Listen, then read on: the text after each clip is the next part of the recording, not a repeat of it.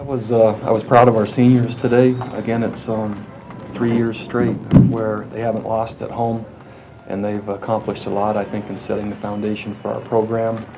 I think they helped not only set the identity for the future, but I think they represented themselves very well today in their last home game, and I was glad to see them go out on a positive note.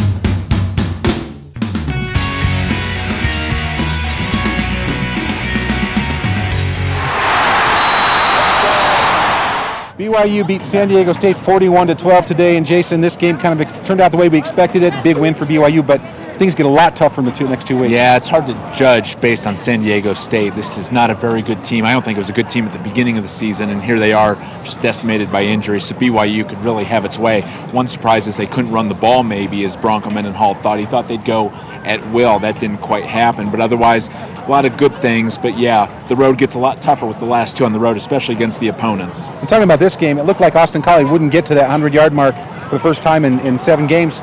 And suddenly a 61-yard pass at the end of the game, and he gets in the end zone.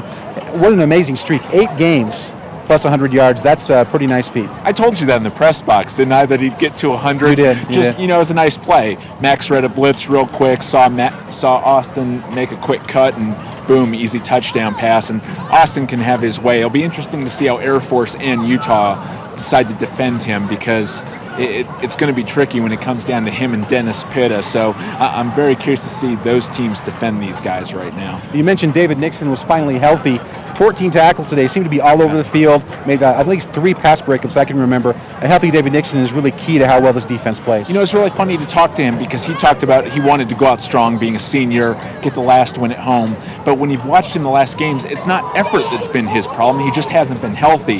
He sprained that ankle October 3rd at Utah State, his first sprained ankle ever in his life. How a football player does that, I don't know, but he's never been the same since then. And today you could really see a bounce in his step, not just from playing in front of a big crowd again, but from being healthy. And that's going to be really, really big these next 2 games, because he's relied on to key opponents and kind of call out plays, and he'll have to do a lot of that with these guys at Air Force.